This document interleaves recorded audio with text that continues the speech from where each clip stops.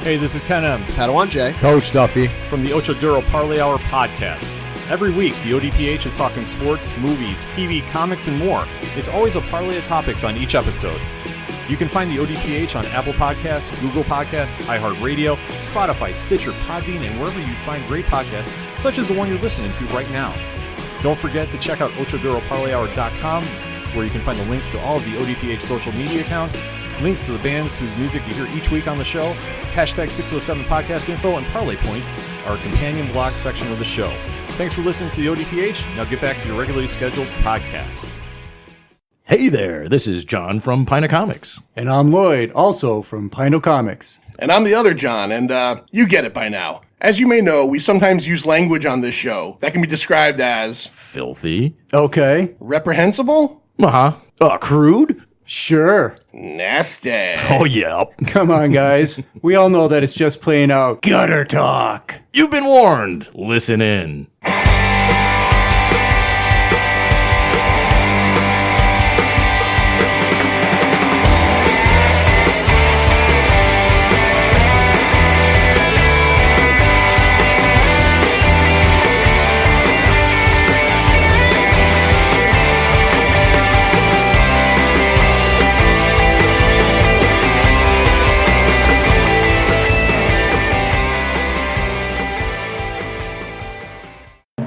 Welcome to the Pint Movie Invitational Series.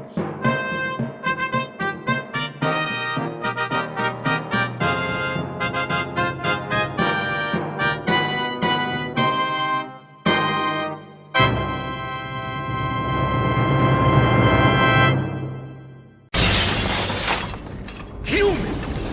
You're not worth the flesh you're printed on! Fuck this cowboy shit! You fucking ho dunk, po dunk, well then there, motherfuckers! All you have to do is give me the goddamn key! Then we could get on with our lives. Alright, this property is hereby condemned.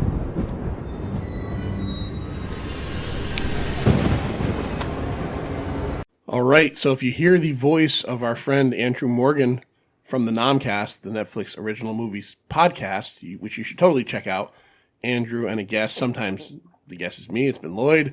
We've had some great times. He talks all about Netflix Original Movies. Yep. What was that sci-fi one we did last year? I Am Mother. Yeah, I can tell you this, you don't have to bother with that. It wasn't you great. don't have to. It wasn't great. Me and Andrew recently did the Michael Bay 6 Underground, and have you seen that yet? I haven't. That is like getting thrown down a flight of stairs. It's not a bad movie, but it's like getting thrown down a flight of stairs and your body's hitting the walls on the way down. Uh-huh. And while that's happening, someone's shooting a tennis ball rock gun at you. And then while that's happening, there's a helicopter flying up. It's so kinetic. It's crazy. Okay. Totally crazy movie. So when you hear Andrew from the Nomcast introducing, you know it's a Pint Movie Invitational series episode. And this week we have a very special. We don't just have someone here who's a fan of movies. We don't have someone. He is a super fan of movies. We have someone here that makes movies. We have Mr. Kurt Spieler. Kurt, what's going on? How's it going? Kurt is a local filmmaker out of the Waterbury, Connecticut area, correct? Is that where you're originally from? Yeah. Here's our history with Kurt a couple years ago, I think on Facebook. I don't remember if you put out a Facebook post or a Twitter post saying you were looking for people to review your movie, come see it, or if Christine Caprolozzi from Horror News Network pointed it out to me. I don't remember how. I think she connected us. I think that's how it happened. Yeah. So the Manster and myself went down to, was it Norwalk? Were we in Norwalk? Norwalk, the Factory Underground. That was a cold-ass night, Cold fucking January night. Remember we were in the car. Fight Club elevator. Fight Club, yeah. We recorded our review on our mini recorder in the car afterwards. Yeah. It added to the... it's a horror movie. With no heat on. No heat on. Couldn't have the background noise. Yeah, we didn't want the noise. background noise. So, we had a great time that night. We got to see The Devil's Well. Yes. Your second feature. Yes. And that was an awesome night. You had. That was a great night. Thank you. You had our mutual friend, Scary Larry Dwyer, kind of introduce it. And it was a very cool, intimate night with getting to see the movie. It was just a great time. So we become friendly since then. We see you all the time at the Cult Classic shows. As a matter of fact, since this will be, at this point, probably a while back, but how did you enjoy last week's show? Oh, it was great. Yeah, I Night of the Creeps is always good. Yeah. Yeah. It was my first time for Night of the Creeps. Oh, really? Yeah, it was good. I mean, Reanimator is good. I love Reanimator. I mean, it's a classic, but it's been a while since I've seen Night of the Creeps, and it was great to revisit it. Yeah. Tom Atkins, amazing. Thrill me. I think I definitely prefer Night of the Creeps over Reanimator. You did. I had not seen Reanimator since I was a kid, and I will also throw in the caveat that I was like half asleep through half of it. A little bit, yeah. I was getting very tired. Long week last week, and from the halfway point of that movie on, I was catching myself like probably out for like 3 or 4 minutes. But did you see the Barbara Crampton?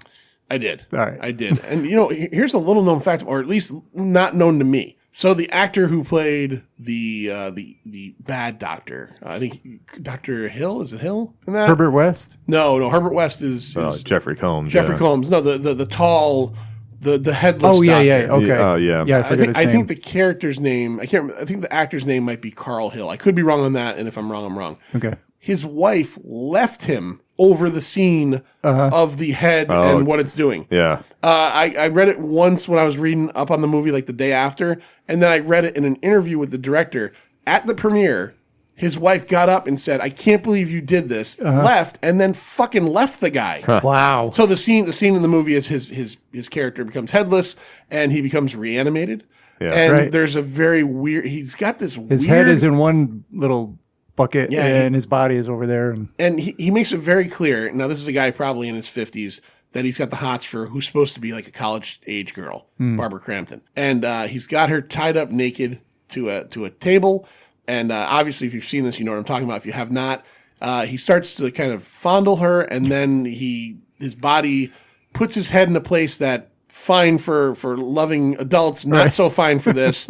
And the guy's wife got up in the premiere, left, and then divorced him in real life. Huh. I hadn't heard that. Over a movie. Yeah. Over the scene. movie. Yeah, the director, Stuart Gordon, I think, directed that. Yeah, Stuart Gordon, He told the story. He's like, his wife freaked out, like went off on him in the premiere, and then took off, and then like immediately like started like the divorce process. Wow. Well, I love at the cult classics when there's people who haven't seen the movie before, and there's always like that one scene where everybody just goes, "Oh yeah, you guys are about to see something." And it's funny, my girlfriend hadn't seen it before, and when it got to that part, and Did you warn her? Well, no, because like the head starts like sort of kissing her breasts and all of that, and she's like, "Ooh, I don't like this." And I was like, "Honey, it's about to get worse." That was really gross. You don't like this. Yeah. But I had that moment with Sleepaway Camp, the audience who hasn't seen it yet. That was fantastic. Oh yeah. Oh yeah, I love Sleepaway Camp. That was I'd never seen that before. It was so good. It was great seeing it with an audience because I had seen that many times, and it's good, it's cheesy. I was like, okay, whatever. But when I saw it with an audience, it actually made me appreciate it a lot more, because that's a very audience movie. Everybody was laughing and having a great time, and like the jokes hit harder when there's an audience to enjoy it. So I actually seeing it with those people made me appreciate it a lot more. That's what I love about the cult classics. Seeing it with an audience, Yep, It's a great time there. ConnecticutCultClassics.com. There's our pitch for Larry. Check them out. I don't know I think it's April 18th. Yeah. This will hopefully be out before that. If it's not, I'll just cut this part out. David Cronenberg night. It's going to be Scanners and The Fly. Yes. And I love The Fly. Scanners I've seen, I think, once or twice. It's good. Obviously, everybody knows it's the head exploding movie. But The Fly is something I want to see on the big screen. Oh yeah, love The Fly. I'm looking forward to that. All right, so Curtis, let's get back to your movies though. Let's go over your film. So the Devil's Well is your second movie. Yes, that's the one we went to the premiere of. I don't want to say supernatural. Maybe a supernatural, maybe. It's a kind of a found footage thing. Yeah, so it's like a faux documentary, found footage type movie, and it paranormal, if you will, but yeah, paranormal. There's some questions. I don't know. I don't want to give away my own movie too much. We're not going to. I try to put a different spin on the whole found footage paranormal thing. Obviously found footage got really popular for a lot of years there, and it kind of like ran its course. And I was kind of coming in at the tail end of it, but that movie. It's both basically about a group of ghost hunters that get in over their head, so to speak. I'll just leave it at that. And, I just was having fun with that whole premise. And I thought doing it as a faux documentary or a found footage movie was the best way to do it. So I wasn't necessarily trying to go out and create a found footage movie. I just felt like that was the best way to tell the story. So All right. Well, we both enjoyed the shit out I of it. totally agree with that. I watched it again on Amazon Prime, maybe a year afterwards or so. Held up, really enjoyed it. Thank you. And then I picked up your first movie, Sheepskin, through Amazon on DVD, and we watched that as well. And again, I think I said this off air before, but we deal with a lot of people that do creative stuff, and unfortunately, sometimes we're not going to love everything, and sometimes we have discussions about that. You're 2 for 2, so Sheepskin was fantastic. Sheepskin is your werewolf movie, basically. Yeah. But again, is my it? weird take on the werewolf genre. Yeah. I call it like a realistic werewolf film, which people look at me like, well, there's no such thing. Realistic. Yeah. And you're like, well, you'll see. So All right, so Sheepskin and The Devil's Well. Devil's Well, is it still on Amazon? Can people check it out there? yeah, that's still on Amazon Prime. Sheepskin, you can only get a physical copy. I don't think it ever hit streaming. Just Okay. part of the distribution. Earlier on, streaming wasn't as popular, so it just wasn't part of the deal at the time. Right. Well, if you're local and you know me, I'll let you borrow it. Yeah. So you can check it out and check Kurt's stuff out. InvasiveImage.com, that's your production company, right? Yeah. Yep. Yeah. And you also, as your day job, you work for Vinegar Syndrome. Yep. You help restore all the great movies they get there. Yeah, so Vinegar Syndrome is a distribution company. It specializes in basically movies generally from the 70s and 80s, exploitation, horror, all the stuff you'd see at the 42nd Street, Grindhouse era type stuff. And we get the film prints, we restore them, clean them up, and re-release them on Blu-ray. So Now, you re-release stuff on Blu-ray. You're a big fan of that type of exploitation, horror, all that stuff. But do you, and you don't have to say, because I know you got to work on these things, but do you ever work on films that you're just like, oh, I hate this. Like, this one is not my cup of tea. Or do you basically love everything you work on? Well, so like Vinegar Syndrome, if you're familiar with our stuff, I mean, we get odd films sometimes. I mean, we sort of pride ourselves on trying to find like the obscure films. I mean, some of them we flip flop back and forth. We're also a big part of our company is hardcore. That was released in the 70s. So Right. like the golden age erotica, as it's generally called. So anybody who's like a fan of The Deuce knows exactly what I'm talking about. The Deuce. That show. Not a fan of deuces, but the show The Deuce. And because that's basically about 42nd Street, and it's about the whole golden age of porn in the 70s. And so that was a big part of the company. It still is. So, I've been exposed to that whole world, which is not something that I was exposed to before. And it's actually quite interesting. It's a fascinating era of filmmaking. Some of them are really good. Some of them are not. right. So some of those get kind of hard to watch, but it is what it is. We went down. Someone's got to do it. Somebody's got to do it. The Manster and I went down for your to the archive, Black Friday? to the retail store. Yeah. That's connected to that is part of Vinegar Syndrome that sells your product. For Black Friday, we went down on a Sunday afternoon for the weekend sale, and we went into the one room where they had the one table of Yeah. vintage erotica. And I can tell you this: I learned something from looking through the covers of the vintage erotica movies. Is that in the 70s they like big titties? And there was a lot more hair back then. Yeah, There's- a big- there- yeah. Yeah, You got yeah, it. baboosh and titties was abound there. Well, movies like Boogie Nights and stuff like that, they touch upon that era. Again, the show The Deuce, it touches upon that era. But it's really interesting because, especially with Boogie Nights, they talk about like how they're trying to make legitimate films, Right. and there's like sort of two different worlds of that type of stuff. Some of it was just like, okay, let's just pump out this crappy movie. As long as there's sex and nudity in it, people will come and see it. But then there was people that were like trying to make legitimate good films, and there's actually a lot of crossover, especially in the horror genre. There's a lot of horror people that did hardcore films. If you were a filmmaker in the 70s living in New York, most likely you worked on a porn set, because We talked about it on our episode of Scary Larry's Pint of Horrors. That's how you made it. Maniac. It came up that way. Yeah. Maniac, the director, Lustig. yeah, Lustig, yeah. He was a whatever you want to call it, a porno or erotica. He was a director of that type of film. yeah, like Abel Ferreira, if you're familiar with Oh, him. Bad Lieutenant, Yeah, actually, we released his first porn. We couldn't do it under his name because he directed under a pseudonym, but we released his first porno. Sean Cunningham has one. Wes Craven has one. A lot of people don't know that they exist. So. I like that you call it porno. No, really, because when I was a kid, it was porno. Yeah, that's what they and, called it. and now back it's then. just porn. You know that? Yeah. Like it's always porn. I like the at the end of Adult my film. porn. It makes it more fun. It does. It's a porn. I like that, so I appreciate that. All right. All right. So they can check you out again. Go watch The Devil's Well if you want to borrow my copy of Sheepskin. come by and say hi. I'll let you borrow it. I want it back. We invited you on. What seems like forever ago, and I think you initially picked a movie that maybe someone else had picked. Yeah, well, it was funny. I was thinking about going non-horror, which is something that I generally wouldn't expect to do, but I thought I'd like mix it up and do something that I thought you guys might not have seen before, which was The Way of the Gun. And Eugene, Carlos Danger from the Mobile Horror Companion. He had already picked it? Yeah, he'd already picked it. We haven't done it yet, but he had already picked it. So. All right. So I'm a big fan of that. A lot of people don't even know that movie even exists. I do like it, and I'm looking forward to doing that episode. Yeah. No, I haven't watched it. Have you seen it? Oh yeah. Okay, It's got one of the greatest, and we'll talk about it on the episode when you see it. Ryan Felipe has one of the greatest lines in the beginning of that movie. Yep. Against Sarah Silverman, and I'll just leave it at that. Oh yeah. But it is fucking hilarious, right. and it's a cool movie. It's a cool movie. But you didn't pick The Way of the Gun. I wasn't quick enough. No. So what you did pick was Demon Knight. Tales from the Crypt presents Demon Knight. Yes. And that's Knight with a K. K. It's Right. a fun little play on the word. Yeah, if you search Demon Knight, I think there's more than one.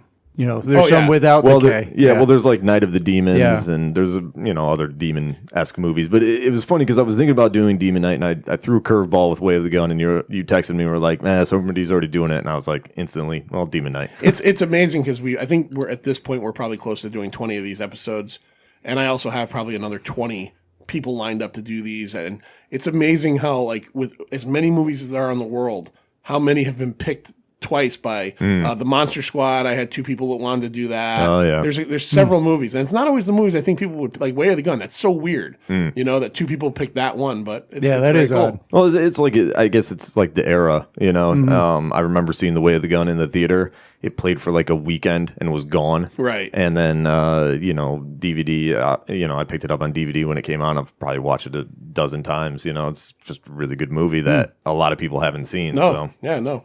All right, so Tales from the Crypt, Demon Knight. Yes. All right, so what is your personal connection to this movie? Like everything. So it's hard because I'm a big movie guy. I've seen thousands and thousands of movies, and everybody's always like, "What's your favorite movie?" And I never have an answer to that. But the closest that I could probably give an answer would be Demon Knight. Really? Wow. Yeah. Really? Yeah. Wow. That's surprising. I'm surprised. I'm not surprised. Not judging it. Because I'm gonna go with this is probably like more of a personal reason than it is like for again we'll get into what we thought of the movie, but I'm thinking this is more of a personal reason than like a quality like this is the greatest screenplay or this is the greatest movie. Yeah, no, it is exactly what you sort of expect it to be. Maybe, I don't know. Right. I guess there's some twist, but yeah, no, it is just hugely personal.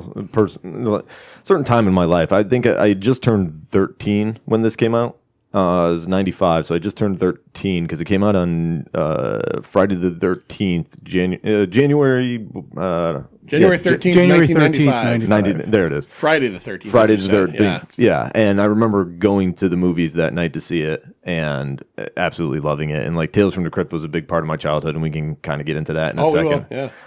But I don't know. It was 13 years old going to the movies to see that movie, and it just stuck with me. And I remember even going to school on Monday and like telling my friends and just anybody who wanted to listen, like, you got to see this movie. It's crazy, Did your dad bring you or something? Or? No, so there was a kid I used to hang out with a lot, and his dad brought us. Oh, okay. My parents were pretty cool about letting me see whatever kind of at that point. But his father was like a big movie guy, and he used to take us to like all the R-rated stuff. From like probably 11 to 13. Generally, his dad would take us to like everything. So that's cool. I saw cool dad. Yeah, I saw like everything in the theater around that time. Maybe some things I shouldn't have seen, but but Demon Knight really stuck with me, and stuff to do with the soundtrack, and we'll get into all that as we go on. So yeah, this came out as you said on Friday the 13th, January of 1995. It was supposed to be released in the summer of '94, and ended up getting bumped. It was done and ready. It was filmed. Between June 6th, 1994 and August 9th, 1994. And it was supposed to come out, I think it was closer to like Christmas time. It was supposed to be out in 94, and I had read that they just decided to move it to January. So this is the first of what was supposed to be a trilogy. Right. Of Tales from the Crypt movies. We ended up getting 2. There's a third that is kind of shoehorned in there that isn't really real. So this is the first one, Tales from the Crypt, Demon Knight. The second one that we ended up getting was a year later, Tales from the Crypt, Bordello of Blood, Yep. starring Dennis Miller. And then they ended up kind of not doing anything else. There's a film called, what was it called in 2012? Oh, like The Ritual or something like that. Ritual. Yeah. That at some point someone slapped the Tales from the Crypt Presents on it, but nobody really considers it that. So that's interesting right off the bat. Well, yeah. So my understanding is that Tales from the Crypt was just its own individual script, but I'm sorry, what did I say? Demon Knight was its own individual script. It wasn't supposed to be a Tales from the Crypt movie. Nope. Tales from the Crypt was thinking about doing their first movie, and they were looking at scripts and all this other kind of thing. If you watch through the end credits on Demon Knight, there is the Crypt Keeper pops up and says, like, stay tuned for our next film, which is Dead Easy. Yep. Which I remember seeing never that. came out. It was supposed to be like a New Orleans zombie film, yeah. For some reason, it never happened, and Bordello of Blood took its place. But from what I understand, From Dusk Till Dawn was considered to be one of potentially the trilogy. From Dusk Till Dawn and The Frighteners, which I love The Frighteners. wow. That I didn't know. The Frighteners Okay. and From Dusk Till Dawn were considered to be, I guess, maybe the third part, which Dusk Till Dawn would have made, once they did Bordello of Blood. Yeah. And I think Dusk Till Dawn came out right around the same time. And I don't remember much about Bordello of Blood, but I mean, they're both vampire movies, so I guess I can see where they wouldn't do that. Yeah, this Demon Knight script was written in 1987. Yeah. And it floated around. It was at one point attached to Mary Lambert, who was the director of Pet Sematary 2. It was actually purchased at one point and by Charles Band, Yep. Full Moon Features, and it just kept sitting everywhere, and eventually it ended up here. Tom Holland, the guy who made Child's Play, it was going to be his next movie after Child's Play, and it bounced from him. These are stories that, what's the reasoning? Who knows? The original script was written by two guys, Ethan Reif and Cyrus Voris. Yes. I guess claim to fame other than this is that they wrote the story, not the screenplay, but the story to Kung Fu Panda and the Ridley Scott Robin Hood, which I love. We've talked about this on the podcast before. I really enjoyed that movie. It was the one with Russell Crowe. Yep. It kind of flew way under the radar, but it was a good film. And they also wrote the story and screenplay to Bulletproof Monk, which was the comic book adaptation starring Chow Yun-fat and Stifler, Sean William Scott. Yep. So yeah, Demon Knight ends up becoming the first of the Tales from the Crypt films. The ironic, I guess, or funny part about Demon Knight is that Tales from the Crypt, the show, lasted from 89 to 96 on HBO, 7 full seasons. And if you go, Wow, it was on that long? 7 full seasons. Yeah. As a matter of fact, I had to look in my back room. About 7 or 8 years ago, I was in a Big Lots, and they had seasons 2 through 6 on DVD for like $3 each, and I bought them all. I have them. I have them in the back. I don't have 1 or 7. So eventually I have to get 1 or 7 to have them all. So, well, season 1 is really short. It's like 8 episodes or something like that. And then season 7, it was done in the UK. Season 7 was the British one. Yeah. Because I remember when it was airing. Tales from the Crypt was the kind of show that I didn't watch every week, but I watched, a good amount of. But what the funny part about this movie is that, so you had this script that wasn't written for Tales from the Crypt. Tales from the Crypt, the television show, is based on EC Comics. Right. And it was based on 4 or 5 different EC Comics comic books, Tales from the Crypt. And there was a couple other ones here. I didn't write them all down, but there was 4 or 5 different suspense stories was one of them. If you look at the wiki for Tales from the Crypt episodes, they tell you what comic each episode is based on. Oh, that's cool. Suspense stories number 3, blah, blah, blah, blah. The movie is not based on an EC Comics story. Right. So it's almost like, and that's cool if that's the way they were going, but it's kind of weird that you had this at this point, probably 5 season show that was really strict about sticking to this original taken from the material. comics. And then they make the first movie, and because if you think about it too, most of the Tales from the Crypt episodes are these weird kind of morality tales. Yeah. You did something wrong, now you're going to pay for it. And they all kind of have that kind of almost like a lesson learned in them to an extent. And this is just kind of like a I don't want to say generic, but it's a horror movie. Yeah. Yeah, about it's just demons, a demon movie. A demon movie, yeah. Yeah, somebody always gets what they deserve in the end, or Right. there's some kind of ironic twist or Right. something along those lines. And this has none of that. None of that. Yeah. Yeah. So yeah, it's weird. It's Now, almost like they tacked it Did you on. say you watched a lot of Tales from the Crypt? When I was younger, yeah. Yeah. So I don't know. That's the part of my life where I was graduated college and got married, like did you have in that HBO? area, and occasionally. So maybe that's why I Exactly. didn't really get to see a lot of that. Well, so for me, Tales from the Crypt was like one of those things as a kid. You know, I was, again, I don't know, 11, 12 years old. And so we had HBO in our house, which was like awesome. Yeah. And we had a small house. So like I would try to sneak out into the living room to like watch whatever was on HBO at night to see what was going on.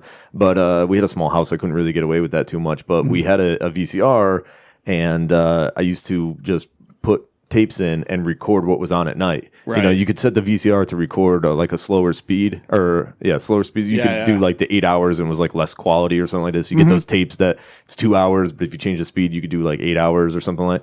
And I would look at the TV guide and I would see what was playing and I would just record it at night and then watch it the next day. Watch. Yeah. So I saw a lot of movies that way Yeah. that were on HBO, and then of course Tales from the Crypt. And it was one of those things that like as I would go over like a friend's house, we'd have like a sleepover, we'd stay up late and watch Tales from the Crypt. Okay. You know, so it was definitely like a childhood memory. So I was watching probably maybe the first season because I was probably living back at home with my parents, and then I moved out and didn't have HBO then, so I don't think I watched much of it after. If you go back and watch these episodes, and I'm after doing this, excuse me, I'm planning on going through those DVDs because it's been a while since I've seen them, and just looking at the wiki and everything, it's a who's who of Hollywood. Oh yeah. And some of them at that point were known, and some of them were people like Brad Pitt's in one. Yep. Like these are all things that like either it was someone that was kind of known, or you know maybe at the end of their career, or it was someone that like you're like holy shit, that's like I don't think he was the in Love like, Boat. Yeah. Arnold Schwarzenegger actually directed an episode, and it's his only directing credit. Really? Yeah, he's not even in the episode. I don't think he was ever in any of them, but he directed an episode as his only directing credit. So it was actually a place where they HBO gave a lot of people like sort of, I don't want to say freedom, but like they gave people chances, people who hadn't directed before, like actors who hadn't directed. They were pretty liberal with that whole thing. So it was definitely like the cool place for you to go, sort of, you know? Yeah, and there's some really there's some episodes that just stick out in my head. There's one where this guy takes a woman home from a party and sleeps with her, and she's got this really weird face. It looks like a doll's face, and it's cracked. You know what I'm talking about? And it was a costume party. Yeah. So he takes her home and he sleeps with her, and then it turns out that's her That's her face. face. Yeah. Yeah, I mean, and he's like this vain guy, and there's all these again, it's because he's vain. He's gonna pay the price, but yeah, it was definitely a cool show, and like I said, lasted 7 years. Well, it's funny because like I was getting into horror a lot around that time, but I would watch the promos for the show, and you would see the Crypt Keeper pop out and do like his laugh and his whole thing, and it was creepy as a kid. It actually kind of like scared me, and I was like, "What the hell is this?"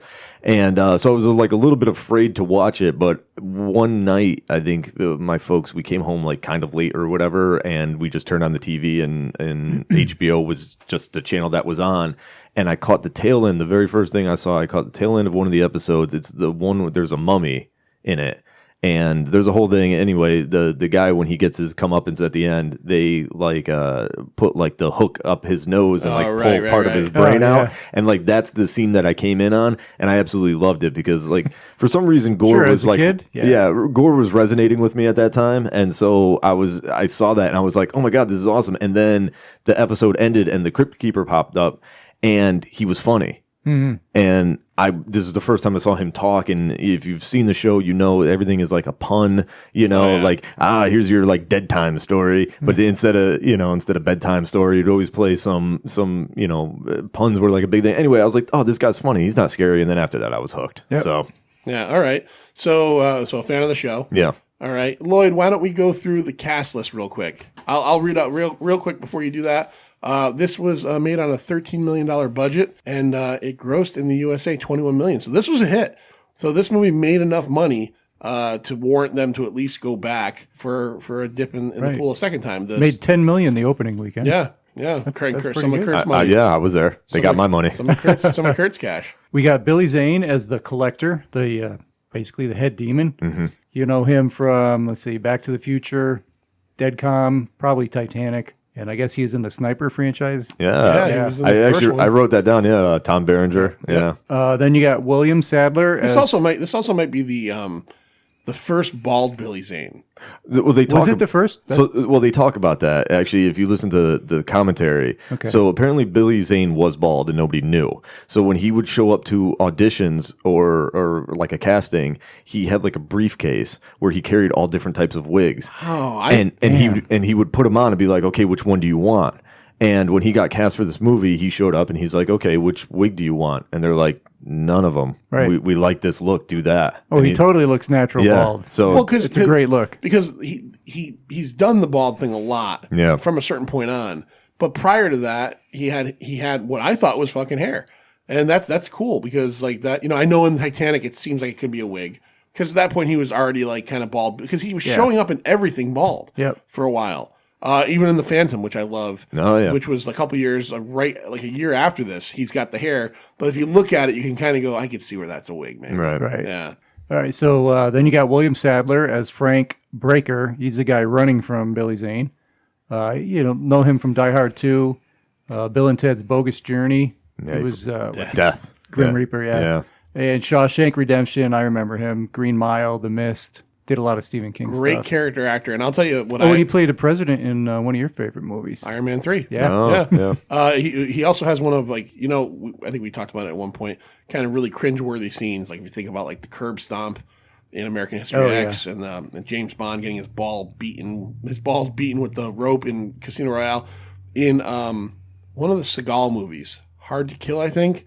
He's the bad guy. Yeah. And at the end of the movie, Seagal jams a shotgun into his mouth and breaks all his teeth out. Yep. Yeah. Yeah, he's isn't he like a senator or He's something? something, It's been a while since I've seen that one. Yeah, but he takes like the double barrel shot. It's like sawed off and he jams it right into his mouth. Yeah. Brutal. So then you got Jada Pinkett as Geraldine. Geraldine, from, I guess, was her debut Menace to Society. Mm-hmm. Yeah, Menace to Society. What was her heavy metal band? Wicked Sensation or something like that? Yeah. The Nutty Professor, Matrix 2 and 3. She played Niobe. And then Collateral, which is a favorite of those guys at the Mobile Horror Companion. No, that was Collateral was Forgotten Cinema. No, I think is it? I think one of those guys over at Mobile Horror like that movie a lot too. Obviously she's the wife of Will Smith. Getting beautiful. With it. Yeah. Oh, she was in that Gotham show as well, right? She was, yeah. She played Fish Mooney or whatever. Mooney, right. Yeah. Then one of my favorites, Thomas Hayden Church as Roach. Yeah. From Wings. Wings. Yeah. Lowell. Also from Sideways, which I love that movie. Oh, Sideways is great. Yeah. Sideways is fucking great. Paul Giamatti and Thomas Hayden Church and Virginia Madsen. Yeah, Thomas Hayden Church is such a fucking jerk in that movie too. Oh, right. Yeah, he's such a jerk in this movie too.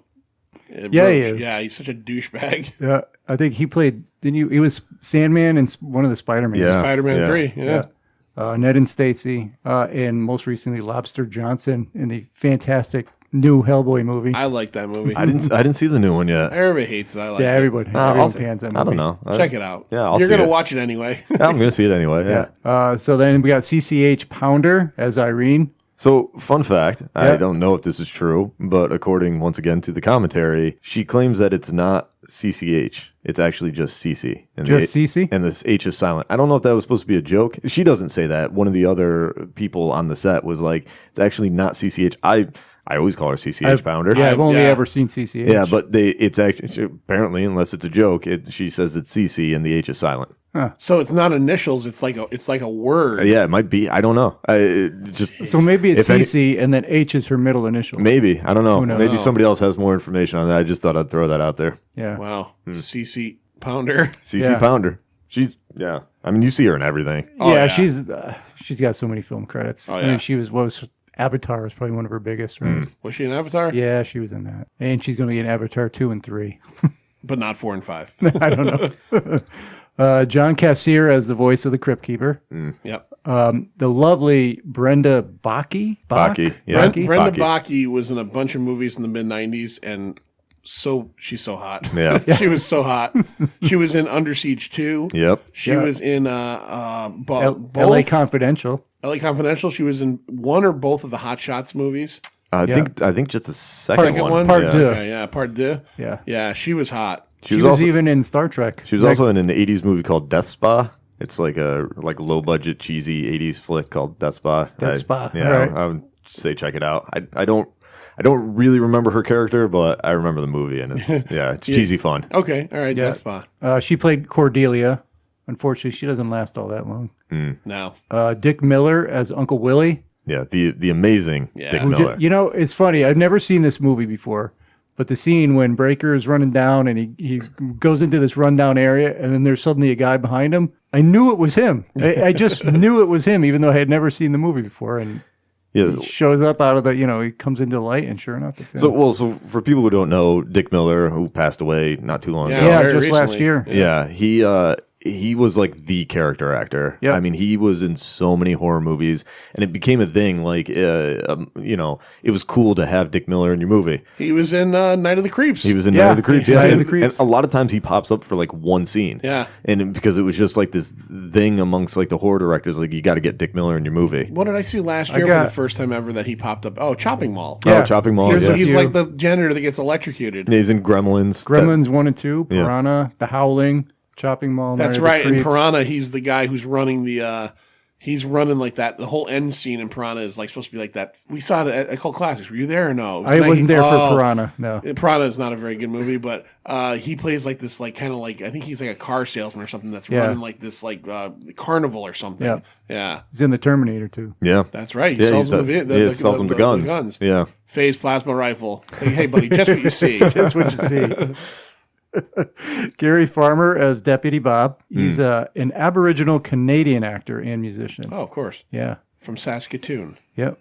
Ryan O'Donoghue as Danny. He was just a little boy. Yeah. 2 more here. Charles Fleischer as Wally. He was in Nightmare on Elm Street. Who Framed Roger Rabbit. He is Roger Rabbit. Yeah, he's the voice of Roger Rabbit. Yeah. And he's also in an extremely creepy scene in Zodiac. Yes, yeah. Oh, Zodiac's such a good movie. He's the guy who, in Zodiac, Jake Gyllenhaal goes to see him about the movie posters, and Gyllenhaal's starting to think maybe he might be the Zodiac killer, and he goes into his basement with him.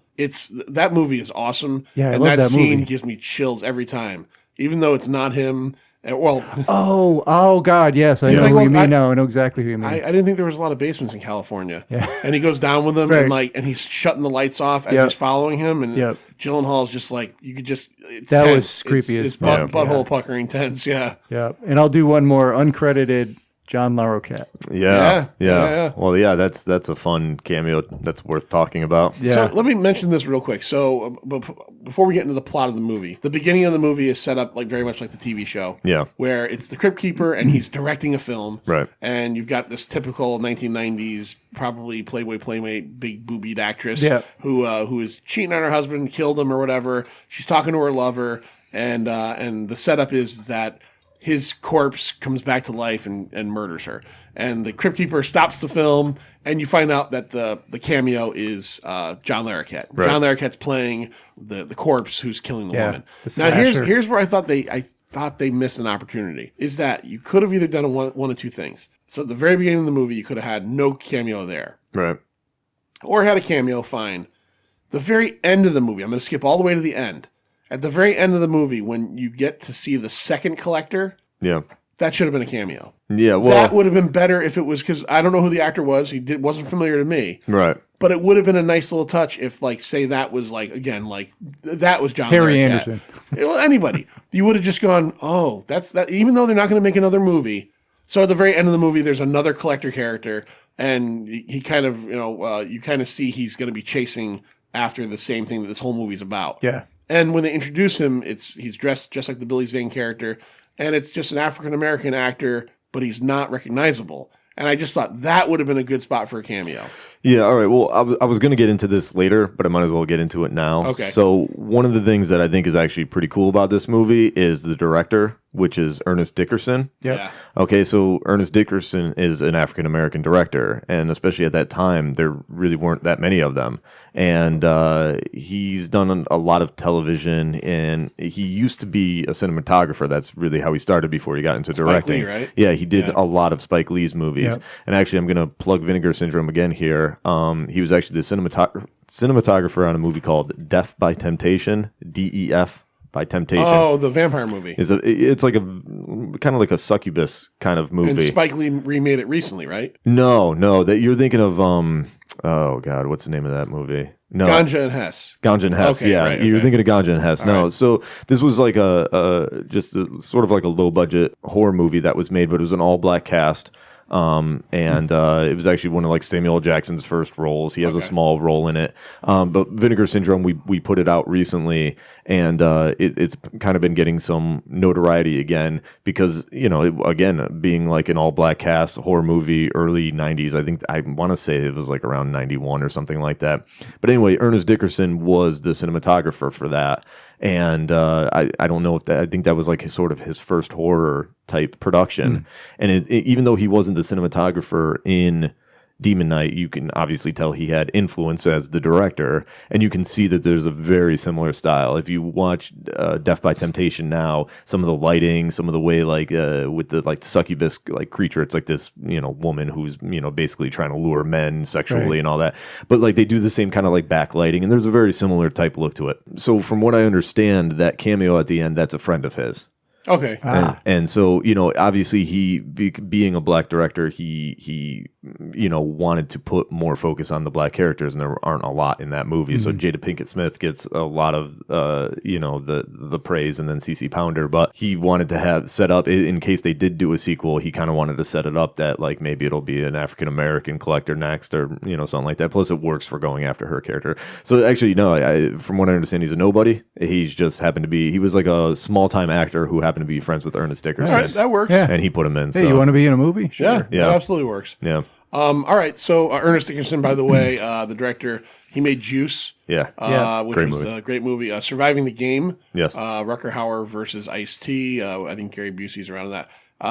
Bones, which I've never seen, but that's like that Snoop Dogg horror movie. Yeah. And you said TV. He did a lot of The Wire. He does The Walking Dead. He did some Dexter too. He did tons of TV. He does tons of TV. Yeah. He did a lot of Walking Dead Yeah.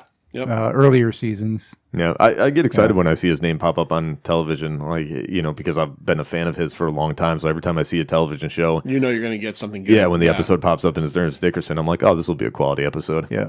All right. So, Kurt, why don't you give us so we got through the little beginning there where the Crypt Keeper comes out, and you have that little funny scene where it's set up, and then he kind of comes out and tells you, you're here for Demon Knight. Right. So what is the basic idea? What is the story behind Demon Knight? What are we following? All right. So Billy Zane's character, the Collector, it's basically established that he's a demon, but he's like a minion for the devil, if you will. I mean, you want me to go through like sort of the lore behind the movie? Like what's the actual... Yeah, we go through what the whole idea of what the movie's about, and then we'll kind of go through the scenes a bit. Okay, so the Billy Zane the Collector, he's trying to get this key that is in the possession of William Sadler, Breaker, and so Breaker has this. It's like an artifact, ancient artifact in the shape of a key, and Billy Zane wants it, and he basically chases William Sadler to an old. It's a hotel, but it was originally a church that's converted to a hotel where you meet your sort of cast of characters. They're all like a mixed bag of people living in this hotel. You got a prostitute. Yeah, You got a postal worker who turns out to be a very stereotypical postal worker. Yeah. He's gonna shoot everybody up eventually at some point. The scumbag Roach. You Yeah. got the old drunk. Yeah. You've got the ex-con Jada Pinkett Smith. Yeah. CCH Pounder is kind of like the den mother. yeah. She's like with the aunt of Jada Pinkett Smith's character. Oh, okay. I didn't pick that up. Yeah, Okay. I think that's at least what they're implying. Okay. Something like that. But yeah, so you have this cast of characters, and then of course Breaker shows up, and you're not sure really at the beginning who's the bad guy. Is it Billy Zane or Yeah, William it's a little Sadler? vague. It's a little vague, but then Of course, you want to trust Billy Zane. right. So. Yeah. But quickly it establishes that it's William Sadler who's the hero of the movie, and then they all get locked inside this hotel. And there's a bunch of demons now trying to get in and trying to get the key, and that's the basic setup of the That's movie. it. Perfect. In the first scene, William Sadler comes ripping into this town, and it's in New Mexico. Survives that crash. Survives pretty the well. crash. Well, because we find out he's basically immortal. Yeah. The key is this artifact that gets passed down from person Pretty to large. person. It's not like a key you stick in your doorway. It looks like almost like a I don't know, like a bottle of some sort, like a carafe, but it's handheld and almost cross shaped. It's kind of hard to see. It's filled originally with the blood of Christ Yeah. to fight off the demons, and then everybody that takes over the job of the key holder adds their blood to it. Their blood, because it's mixed with Christ's blood, and the fact that they're bestowed with this power has certain powers. Demons are repelled by it. The blood can kill a demon. If you put, they do this many times in the block movie. a demon. Yeah, if you put a little bit of the blood around a doorway, it ends up forming a force field that the demons can't get through. Which is biblical. It's like the Passover. Yeah, with putting the blood over the. Yeah. But what I was going to say was, so I found this quite funny. They get into this accident in the beginning, and Breaker, the Sadler character, gets away and first goes to this diner, and then ends up at the hotel. Billy Zane's character he pulls a Loomis on the cops. As soon as he meets the local cops, here's this guy who just got into this horrible car wreck. Yeah. He tells the cops that the guy I'm chasing is bad. They believe him with no problem. I shot him 6 times. And then he starts like forcing these guys to do whatever he wants. Right. There might be like you can get into the story, like maybe his demonic powers, or he's over, I guess, controlling them a bit. But it's just kind of funny because he's just like he just starts telling them, "We're doing this now. Let's go." Well, I love too. It was the deputy who's like, they must have been going well over 100 miles an hour. Yeah, That's right. All right, so we end up. We'll go get into it a little bit for story. So we end up at the mission. That's what it's called, the hotel. Yeah. Billy Zane follows him there. He comes to the door, and he proves himself to be a bad guy by doing what? By punching a hole through a guy's face. He punches. right. Punches through the sheriff's head. Yeah. And then that's when shit begins in earnest. He steps outside because he can't get into the building, right? Yeah. He steps outside and he uses his blood he basically uses his green blood. He cuts himself. He sprinkles it on the ground, and Uruk-hai, if you've ever seen The Lord of the Rings, he forms his own little demon army. Yeah, they just come right up out of the sand. They come out of the ground. Yeah. They're very cool. Practical effects, too. Yeah, well, that's something I'm probably going to talk a lot about is the practical effects. A lot of It's great one of the practical reasons why I effects. really enjoyed the Well, movie. let's move right into it. So who do you know, who is this? Who did the practical effects? in this? So Todd Masters is the one who was like the head of the makeup department, the special effects department. So he's, credited as the head of it. So Todd Masters, really, he's done a ton of stuff. I have some notes here. But he was doing Tales from the Crypt at the time. So he was like sort of the head. The TV show. Yeah, he was doing the TV show. So when the movie went to go get made, he was like, "Oh, I got to get on this." And he saw the script, he saw demons, and he did a big budget for it. And because he's like, "Well, we got to do these demons," And the movie was filmed, I think, in a hiatus between seasons. Yeah, I think it was between 4 and 5, if I remember right. So he presented his budget, and then he never heard anything back. And he's like, "Well, I'm not going to get this job. Like, I'm I'm the makeup artist for the show, And then he gets a new script and finds out that they cut all the demons out because his budget was too high. And so what they did, I guess, is they replaced them. Instead of demons, they were like these guys in suits. I read that, Yeah, and like they had sunglasses on, and when they dip their sunglasses down, you can see like, I don't know, their eyes are distorted or something. That's how you know they're evil, And so he was like, well, what the hell? You guys are going to do a movie called Demon Night, and you're not going to have any demons in it. Like, you can't do that. So he went back to the drawing board, and instead of basically doing like big suits, he did more like body prosthetics. And one of the guys, I'm drawing a blank on his name, he worked for Todd Masters' company, but he was also like a creature actor. They used him a lot for like makeup stuff. And he was a tall, very thin man. And I guess Todd Masters was like, well, if we just pad him out with like a chest piece and claws and everything like that, he could, play a demon. So they mocked it up on him. And then they went back and they did a new budget, and that's how the demons got done. A Interesting. less budget this time. Yeah. So this is one of the great things about this film is this was, for me, sort of one of the last times you really get this level of practical effects in a movie. Yeah. I mean, it was 95 and like technology was just starting to take over. And it's funny because I did some quick research as to other movies that were coming out around the time in 95. And like you had things like Virtuosity. You remember that movie? Yeah. Sid 6.7. Yeah. Yeah. And then like Johnny Mnemonic. Oh, God. Strange Days, which was actually a good one. But you had a lot of we were getting into this like technology now, and like technology was starting to come into filmmaking. Right. Not just as a story trope, but as like a way to make films. What was the Jeff Goldblum one? Do you remember that? Where the kid was a killer in virtual reality or something like that? No, I don't know. Yeah, there was a Jeff Goldblum one. I can't think of Jeff Goldblum. I remember the Ghost one. in the Machine. Oh, I do remember Ghost in the Machine. Yeah, and then, Karen Allen, right? Yeah, Karen Allen. Brain Scan. I don't know if you've ever seen that one, but yeah.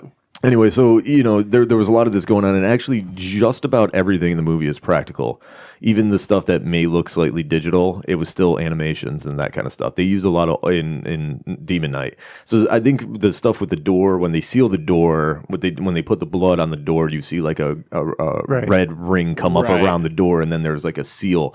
It was partly animated and partly like early digital enhancement. But aside from that, that's the only thing that I know of that they did that was at all digital. Everything else in the movie is practical. Okay. So even the stuff, so like when the key is passed on to somebody, it burns these 7 stars in people's hands, and they're in a cluster at first, but when they spread out. Yeah, when things start aligning, the stars on the hand like physically align, and they do basically an old school optical in that. Opticals are like when they filmed it with film, Right. and so it looks a little digital. It looks like early digital, but it was actually like an optical effect. And I'll just throw out a few more. That's pretty cool, actually. Yeah, that is cool. Yeah, and they do these really cool flashbacks, I thought, where you see Jesus on the cross. Yeah. So those were matte paintings. So I don't know if you know the style of you paint on glass and you shoot through it and all that. So the sky, the backdrop, all that kind of stuff. That was all done because they shot in a hangar of an airport. And so the entire set was built inside the airport hangar, which I could talk about more of that too. But so they didn't have, like, when they wanted to do Jesus up on the hill, they couldn't really do it. They didn't have enough room, so they wanted to do it practically in the hangar. So again, a lot of old school practical effects were used. And then like the gore, like that first initial scene where he punches through the guy's face. That was great, yeah. It just sets the tone right there. And if you really go back and watch the movie, I mean, I've seen it probably, dozens of times, but rewatching it again this week before doing this, I really was like, there are a lot of practical effects in this film. And surprisingly, from what I know, nothing really got cut out by the MPAA. So, I think some of the stuff where CCH arm gets ripped her off. arm rips off because there's like spraying blood, and the MPAA always has problems with like what they call blood in motion. So they don't like blood like spraying out of body parts and stuff like that. At least that's what I've heard. A film like that, you could expect a lot of it to get cut out, but because it's a lot of like creature effects and a lot of like gore, but gore with the demons and all that, I guess a lot of it didn't get cut out, and so you look at it now and you're like, wow, they got away with a lot for back then. Usually in the 90s, you don't really think of like 90s horror movies as having gore. Actually, a lot of them were really tame at the time, which is why people don't like 90s horror. Right. But Demon Knight really went for it, and it's great, and that's actually why I like it, because not to necessarily compare it to The Thing, John Carpenter's The Thing, but like I feel like as a practical effects movie, that was like the last big one, and then after that, it kind of died off. Well, that was right when CGI started getting big. So, all right, so great practical effects here in Tales from the Crypt, Demon Knight, and as we said, so basically, you had mentioned if you get the key, you get the 7 stars. Mm-hmm. The 7 stars correlate to what? Like basically. There's supposed to be 7 keys. They sort of established that when God created the heavens and the earth, black void, that whole thing from Genesis, and there was 7 keys, and the 7 keys like held the darkness. And so once God said, "Let there be light," the keys were scattered throughout the universe. And if the demons get all 7 keys and bring them back together, they can bring back the darkness. So that's basically the lore. But like everything's got to line up. So when the key is passed on to the next person, there's got to be like 7 people. They've all got to be in the same place, all that kind of thing. Right. So there's 7. It checks. 7 survivors, 7 keys. All these people are kind of at each other's throats in some way, shape, or form. Mm-hmm. Roach is the scumbag, played by Thomas Hayden Church, who is having sex with the prostitute, played by Brenda Backey. And Charles Fleischer's character is in love with her. So these people all have their own little things going on. Breaker comes in and kind of flips their world upside down. We learned that Breaker himself, it's a little bit later on, we learned that he was a World War I soldier. Who his dying commanding officer gives him the key, making him the next, I don't know, do they ever call him? Is he like the protector? Or he's the knight, I suppose. He's the demon knight. He's the demon knight, okay. That's my guess. I always wondered if it was supposed to be Billy Zane who's the demon knight, but I'm assuming It makes more sense. Yeah, there's really no title given Yeah. to him, or in the cast list or anything. Yeah, so I'm assuming he's supposed to be the demon knight because he's protecting. It does make sense. Yeah. And I guess I always kind of thought of the Billy Zane being it, but it makes more sense that it's him. Right. Speaking of Billy Zane, what I like about this movie is that, and I had seen this movie once before, probably on video in probably 1995. So you get Billy Zane in the beginning, he makes the turn, punches through the guy's head, and then, you get very kind of sparing Billy Zane. But then as the movie heats up towards the end, he really comes into it. Right. And what I like about the bit with the Billy Zane coming into it more is his character is like the classic manipulator demon, kind of trying to talk people into doing things. Yes. And you have these 7 people, or at any given point, however many there are, that he's trying to get into their heads to get him the key. He just wants the key. He's going to get the keys and destroy the world. He's going to do whatever he has to do with it, but he wants that key. So there's all these little great moments in the movie I liked a lot where he is seducing each character. That's a good way to say it. Yeah, I'm That's sure what there's he's doing. one that you care about more than the others. Well, I wanted to point out 2 in particular. So Yeah. he kind of talks to the Brenda Backey character. She's like this kind of like down on her luck prostitute who she is beautiful, but she probably thinks of herself as kind of not the greatest person ever. And he kind of plays to that. He talks to Jada Pinkett Smith. The Jada Pinkett Smith scene when he talks to her, I thought was kind of funny because in her little dream world, and I just thought this was kind of like the background music was like kind of like a hip hop beat and everything. It's Gravediggers. Is that Gravediggers? Yeah, 1-800 suicide. Okay, Yeah, all right. yeah. So he kind of gets into her head, and that's like he knows that she just wants to be kind of free because she's a prisoner at one point. But yeah, the one that I liked the most obviously was the Dick Miller one. He entices Dick Miller with a bunch of yet again naked 90s babes. Oh, that's right. One of them being Tracy Bingham. I recognized her immediately. She was on Baywatch. This might have been like her first thing ever. But yeah, those were all cool scenes because you also get the humor factor in it. Yeah. Zane is a he's a charismatic dude. He's good looking, and he has I've always liked him as an actor anyway. So his little bit where he's kind of like talking to him, but the one I actually do like the most is when he talks Roach into, and there's no real dream sequence there. Yeah. But he basically Roach is the guy who's going to eventually he's going to fuck everybody over. He makes it clear, I'm going to steal this and I'm going to fuck you guys over. I just want this to end. And I love the bit where he finally gets the key from Roach, and he tells him, he's like, no, I'm not going to kill you. You're fine. Just move along, do what you want with your life. And Roach gives him the key with no worry about humanity at all. Yeah. Kind of makes a comment about it, and then he's like, "Oh, by the way, Roach, I lied." And he gets destroyed by his demons. The demons, by the way, kind of reminded me of Pumpkinhead. A little bit, yeah. A little Pumpkinheady kind of thing. Well, I think you'd mentioned Lord of the Rings before, right? Or, yeah, the Uruk-hai, yeah. Yeah. So there's supposedly, according to Ernest Dickerson, there's a belief that Peter Jackson sort of took the look of these demons for the orcs in Lord of the Rings. Oh, okay. Nobody's confirmed nor denied that, but there is a very similar, especially in the face. And what I really like about them, 2 things about the demons, again, back to the practical effects, is their legs.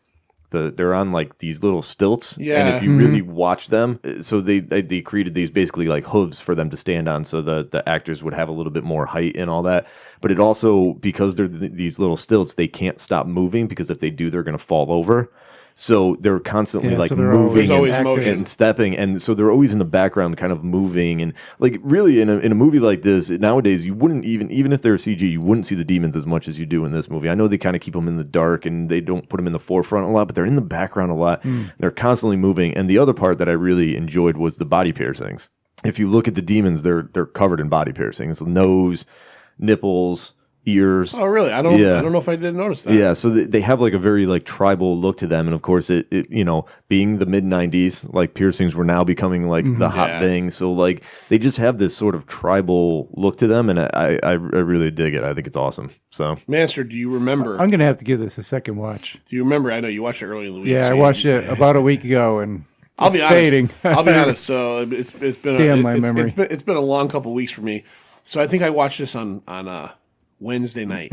So Wednesday night, I finished up whatever I was doing, and I was like, okay, I'm gonna check this out. It's on Amazon Prime. You can rent it. It's not free Prime. It's Amazon rental. That's what I did. $3.99, 24-hour rental. I was like, yeah, you know what? Cool. Found it. I rented it. I watched the first half of it, and my wife was sitting next to me playing on her iPad or whatever, and I kept falling. I was just tired. I kept falling asleep. Mm-hmm. Not due to the movie. I was just tired. I kept falling asleep. And I would wake up, and my wife would go, you missed like 20 minutes. So I would rewind it, and like 30 minutes to catch 10 more. Uh-huh. I'd start watching it again 3 times, out cold again, rewound it, watch more, asleep again. Just fucking tired. So I never finished it that night. So the next day when I got home from work, I had like an hour left on my rental period. And I was like, I didn't want to fucking spend $4 more. I know, it was only 24 hours. Yeah. So that was a bummer. So I started from about the maybe 30-minute mark. I remembered everything clearly. Yeah. And I watched like the last hour and 10 minutes of it. So it just made me laugh because I think when we did the Scary Larry, the Universal Horror, I think one of the fucking, I don't know if it was the Wolfman. I could not stay awake. I could not stay away, and I enjoyed it, but I was like so tired that night. Yeah, the Mummy out of the Universal monsters, the Mummy I find to be a little hard to sit through. Yeah, I mean, it's good, so but short though. That was pretty low on. Who really loved the Mummy though? John. John did. Yeah. John loves the Mummy. It was Larry's least favorite. Yeah. Our least favorite was certainly the 43 Phantom of the Opera. No. Oh, that was so bad. It's a musical. It's not. It's just a straight up musical. You gotta love Creature from the Black Lagoon, though. Loved it. Yeah. Loved it. It was either my number 1 or number 2. Yeah, that was 1 and 2 for us. Yeah, Creature from the Black Lagoon was number 1 for me, and I think Invisible Man might have been number 2. Invisible Man. No, Bride was 2. Bride. Oh, yeah, Bride's is great. Yeah, it's like one of the best sequels of all time. Yeah. Fucking good movie. All right, so back to Demon Knight. Yep. We're off on a tangent. So that's us. That's totally us. So I was going to ask you, Manster, do you remember how you can destroy the demons? What do you have to destroy on them? Is it the eyes? Yes. Yes. The eyes. Yes. All right. Wow. But only the lower level demons. And that's a great scene. They shoot Billy Zane in the eye with the arrow. Yep. He gets back up again, and he said, what did he say? I've never said it might be only work on the lower level demons. It's actually Jada Pinkett near the end. She jabs him in the eye with the key, and he like mimics like, oh my god, no. And he's he's dying. Yeah, and he's just mad because she busted his sunglasses, and he's like, I really like those. He's like, I really like those, but he does the whole. He's like, that eye shit doesn't work on it only works on the lower level demons, and he goes, who makes these rules? I don't know. It's crazy, right? Yeah. And I love that. I actually love that they establish like rules and a lore and all that. I would have liked to have seen it keep going into future films, right? But I also like that it's a one-off. But I that's one of the things I really enjoy about it is that they create a lore, they work religion into and it, they all stay that. within it. Yeah. It's good. Yeah. Very entertaining. But they have to destroy the eyes to release the trapped soul. Right. That's the only way they could go back to rest. Right. Yeah. And those scenes were good too when they destroy the eyes and you get that like green lightning effect and everything. Yeah, like cool. again, it's like animated, old school, Yeah. like almost like lightning animation that they used to do back then.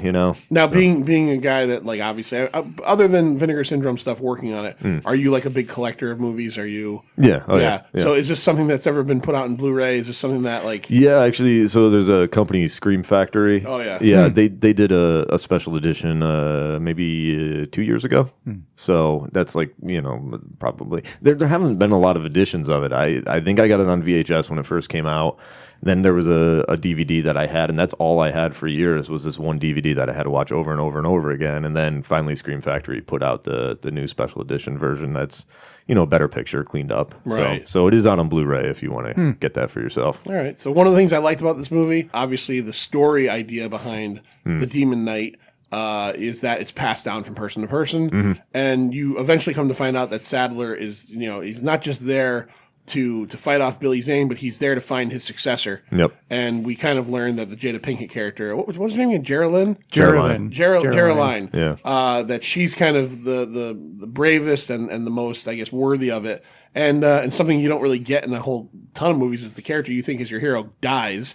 At the end of this, he ends up getting one of the demons, right? Rips him up. The kid demon at the end rips his chest open, and then his heart is exposed, and she can fill up the blood through his heart. I like how she.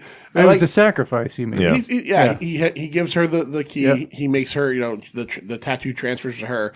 But I love the fact that he gives her the key. He puts his blood in it. With the blood. And he gives it to her, and that's it. And then at the end of the movie, after she ends up defeating Billy Zane's character, she goes back to him for a refill. You got to fill back up. You got to fill back up. And it's just it's like he's a Slurpee machine. Yeah. She walks over to him, and his chest is still bleeding everywhere. And she just pulls it out of there. I like that a lot. She ends up. How does she end up defeating the Zane character? She has this great. They have this great fight scene at the end where. Yeah, well, she spits the blood into his face. Right. Yeah, but that's right. Once again, I've never seen it. I don't know if the footage is available, but there is actually an alternate ending. So I guess they filmed a whole different ending, and it didn't do well with some test audiences. I don't know which one is the better one because sometimes you can't trust test audiences. So the actual ending is. She drinks the blood on the sly, or she puts it in her mouth. She puts it in her mouth. And then dances around. He dances with her because he's, again, he's like this kind of charming dickhead demon guy. Yeah. So they have this whole dance scene where he's romantically dancing with her, and you could tell she's holding something in her mouth. Yeah. She spits in his eyes, spits the blood in his eyes. It's got the blood of Christ in it. He's a demon. His head fucking just disintegrates, basically. Then he turns into a demon off of a Dio metal album. Yeah. Which is awesome. Yeah. A miniature, by the way. They created a miniature for that. Yeah. Again, a lot of cool practical special effects. But you can actually tell when it changes because when those lights come up, the disco lights, because they do a very stylized disco thing while he tries to tempt her. You can tell that's exactly where the cut is. That all that from then on was the reshoots because it's all just black and it's lit by the disco lights, and they shot that well after the movie was done. So, do you know what the original ending or the ending they were going to use was? It was something with him being covered in fire. I don't really know too many details about it because nobody's really gone into too much detail. I just know that they did some kind of effect thing that the effects guys were really proud of, and then they were sad that it got cut. But people wanted to see more of a duel between the two of them. Right. So he's trying to tempt her and all this, and it's one of my favorite lines. So Billy Zane just chews the scenery. Oh yeah. Through this whole movie, and there's some debates as to how much was improv and how much was him. I think a lot of it was on the page, but he really just took the character and ran with it. And I mean, Billy Zane just kills it in this movie. I love it. Sure does. Does. But one of my favorite parts is when he's trying to tempt Geraldine. It's sort of implied that he actually likes her and may have sort of a romantic sexual feeling towards her, but he's a demon, and so he can't be allowed to do that. Right. So one of my favorite lines is he says to her, he wants to say I love you, and he's like, you. Yeah. That's right. And he can't say the word, and he's like, maybe one day you'll find in your heart to love me. Yeah, that was Which good. I think is hilarious. That was a good one of my favorite parts of the movie. Now that you say that there's that whole cut and switch, I wonder, because at first I thought, was this just really bad continuity? So before she puts the blood in her mouth, when he after Breaker's dead and he goes to find her, she comes out of the room and she's covered in the blood. Yeah, she dumps it on herself. So he can't touch her. Right. So if he touches her, she's gonna die. The scene where it goes to the end, she's wearing almost like a tank top and underwear. I think. Yeah. They're all perfectly white again. Well, didn't she get washed off? He throws her in the shower. Yeah, but it's too white. Yeah, okay, that's what I meant. And again, I'm not a nitpicker, but he throws her in the shower, but blood. Yeah, you get a blood stain on a sock or something. That's Jesus blood too. Yeah. Jesus blood, you're not getting out. Yeah, you're not getting that out. Yeah, it's gonna fight against Jesus blood is the only thing that's stronger than dirt and Ajax together. So Kurt, I enjoyed this movie. I enjoyed watching it. You've kind of turned me around a little bit on my scoring at the end of this. Yeah. With all the talk about the practical effects and stuff, you're contagious on this movie a little bit. So I do want to. I'd actually like to watch this again. I mean, I might even search out that special edition you said. Yeah, the Scream Factory one. Yeah, Scream Factory. I'll borrow it when you get it. Yeah. I know you're gonna buy it. But I liked it. No, it was a fun movie. All right. I want to before we start talking about scores and all that stuff and what we thought of it and get into box office for that weekend. I wanted to know what your thoughts were on, since we never got anything further than Bordello of Blood, And I saw Bordello of Blood just like this one time. And it's Dennis Miller, and Dennis Miller is an acquired taste, you know. I was reading about it this week after we had done this, and he was apparently a motherfucker to work with. The crew hated him because he wouldn't show up half the time. He was a real dick, which is funny because even though he, you know, was an SNL guy and he had his own show by that point, he's not a movie star by any means, and he's acting like a movie star. So would you encourage me as a fan or the listeners or Lloyd to check out Bordello of Blood? No. So not at all. Well, my biggest problem with Bordello Blood is that I like it. It's fun. It's a little funnier. There's a lot more nudity, more women. Right. It's a vampire movie. They put like holy water in super soakers and spray the vampires. That whole thing. Before From Dusk Till Dawn did it. I don't know if maybe they took that from the From Dusk Till Dawn script.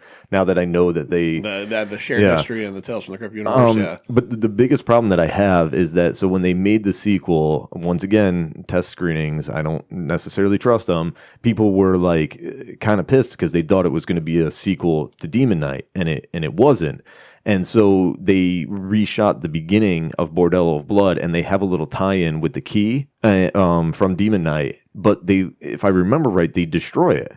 And it really, really pissed me off because I felt like it just kind of shit on... How could you just destroy that? Yeah, it just shit on everything that you saw in Demon Knight. Yeah. So like that actually really bothered me. And that alone makes me not like Bordello of Blood. I did read, that's funny that you say that. I did read in doing research on Demon Knight that if they had kept doing Tales from the Crypt movies forever, the key was going to show up in all of them somewhere or another. It might have just been like, there's the key. Look, that's the fucking key. But it was going to be like the tying link between everything. Well, you know, and it's funny because when they were talking about doing like the version in the 80s before it became a Tales from the Crypt movie, it's funny because I think about that.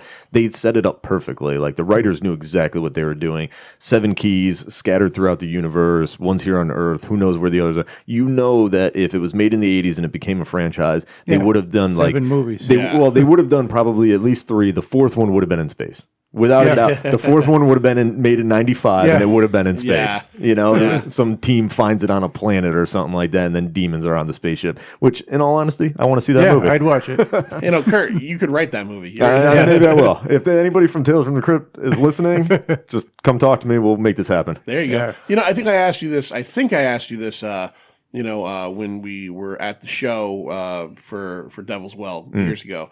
And just to refresh my memory and the listeners, you're a writer-director. You write all of your films. Yes. If someone said tomorrow you could do one or the other, what do you choose to do? To write or direct? Yeah, like you can either you could either direct other people's stuff or write your own stuff, but we're not going to let you do both. What do you consider yourself more of? That's tough. That's actually really tough. I think you answered this last time, but I mean, I think it was the same idea where you were kind of tripping over. I don't remember you asking me this because I'm like trying to figure that out in my mind right now. It's like choosing between your children. Yeah, so maybe I didn't ask. Maybe I wanted to ask you and I didn't. Well, you know, I became a writer out of necessity because like basically a lot of the movies I'm making are sort of lower budget films, and so from the very beginning I'm working within the confines of a budget in my mind. So I'm writing things that I know can get made because I've written many scripts, but it's really hard to write a script that you know is not going to get made. Right. So when I go with the intention of actually making a film, I'm writing with budget in mind. So I'm actually writing with one hand tied behind my back, which makes it really tough. I would love to write something and just go full on out and see like what my brain could come up with. Right. The problem is the same thing is like when I'm on set, I'm directing with one hand tied behind my back because I'm working with really small budgets. So being able to direct with a bigger budget, even like I'm not even asking for that much, you know, but like because the Demon Knight is considered like not a huge budget, like 10, 13 million. 13 like million, at the time wasn't a huge budget. That was like a modest budget, you know? It's like, it was like a tenth of Terminator 2. Right. Which was a few years before that, yeah. So when I'm on set, it's like there's a ton of pressure because I'm limited on time, I'm limited on money, and it's really not an enjoyable experience. But I guess if I had to choose, I would say director as long as there was money behind it. But the nice part about writing is you get to do it at home and you get to just live in your brain and you get to make this movie in your brain. And that's not bad. Yeah, it's pretty cool. You don't have like the headaches of actually having to deal with the set. You know, that makes sense. Yeah, you write it, and then you hand it off. But there's got to be that other point too, though. If you're not directing it, you hand it off. Oh, and it gets messed with. You're like, fuck. Yeah. You know, like Could have been so cool. Yeah. Yeah. Before we start talking about that weekend's box office and then giving our grades for the movie, is there any other interesting factoids that you did not get out there about Demon Knight? I would love to hear if you have anything else. Yeah, well, I would love to talk about the soundtrack for a minute. Yeah, absolutely. Okay. Because, so once again, I just want to rewind to like my childhood because like being 13 years old when this came out, it was also... Hey man, nice shot, right? Yeah, well, I was big into music at the time, and the soundtrack was loaded with all my favorite bands. Yeah. So like Pantera, Megadeth, Biohazard, Sepultura, like all these metal bands, and then of course Gravediggers. It was the one rap song on there, but the soundtrack is absolutely amazing. I listen to it all the time. In fact, was listening to it today, and to be honest, not that I forgot we were doing this, but like I didn't put it in to get psyched for it. I just had it in from the other day. Right. You know? So it's one of my favorite soundtracks. Absolutely love it, and so there's that whole nostalgia, and actually. I was trying to find it so I could accurately represent this, but my 8th grade yearbook, right? So in my 8th grade yearbook, we had to write, it was like a small blurb of like, what's your favorite movie? Sure. What do you want to do when you grow up? What's your favorite food? All this other kind of stuff. So I wanted to find it and make sure I was like entirely accurate, but I'm pretty sure I remember everything accurately. Now keep in mind, I went to a Catholic school. So my favorite food was donuts, and I still stand by that. Yeah. What I wanted to be when I grew up was a movie producer. Still stand by that. My favorite song, wavering slightly, but it was Anthrax's version of Looking Down the Barrel of a Gun. Okay. And my favorite movie was Demon Knight. And so I stand by all those. I also got in trouble for that. Yeah, Demon Knight. Both by my parents and by like the nuns at the school were like, we have some problems with all this. Right. It's still all in there, but and I stand by all those things. So, but that's what I'm saying. For me, it's just a really nostalgic film, and it's well made.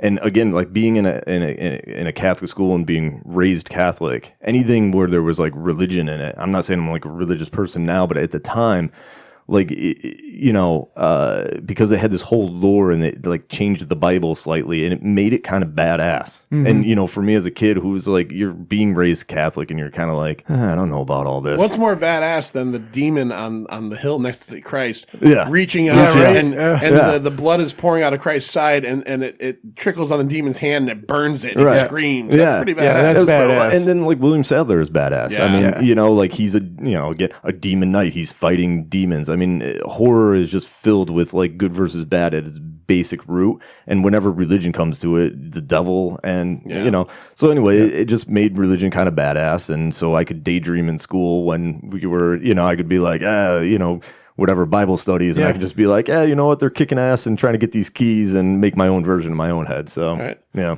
All right. The writer starting right there. Good answer.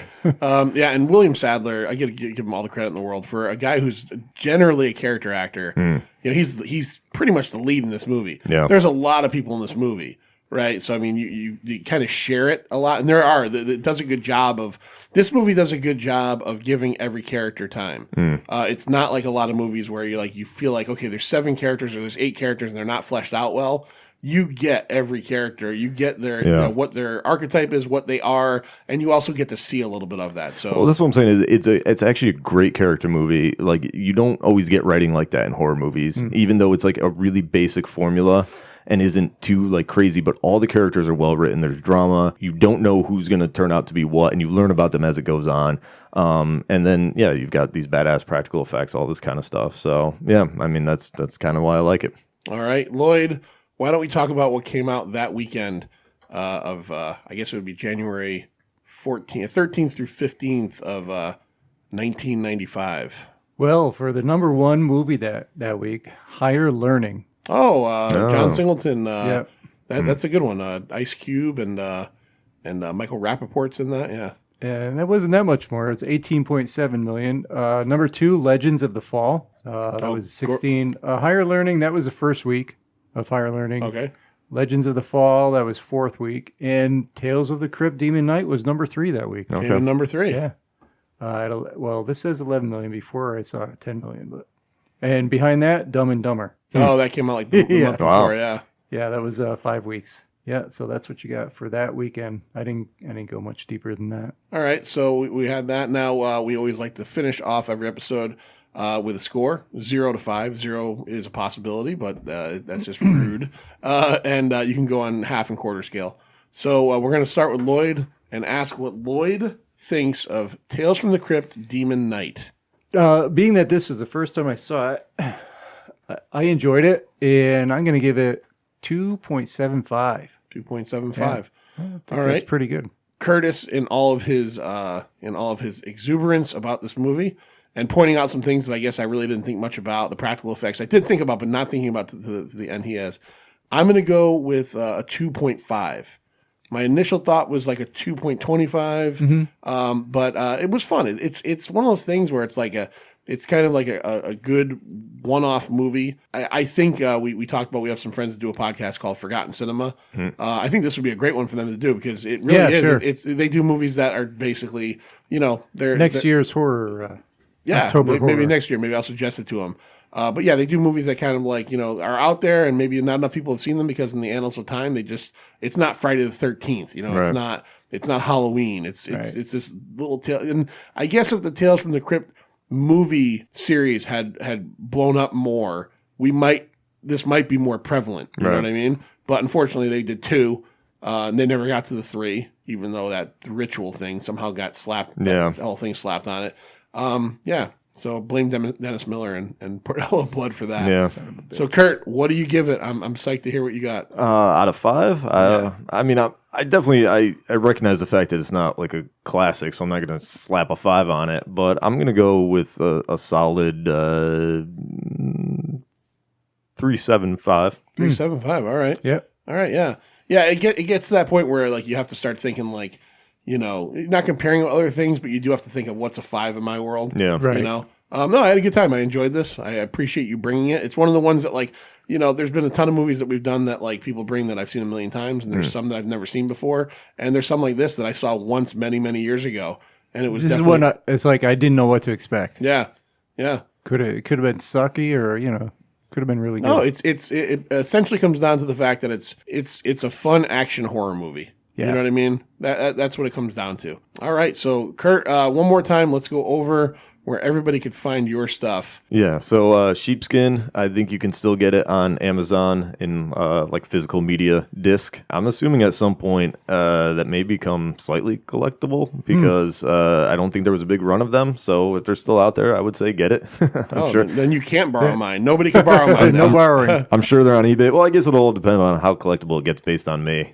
Yeah. But We're counting on you, buddy. yeah, so that you can get on disc. It was released through Unearthed Films. I believe it's on their website still. You can order it from there, eBay, Amazon.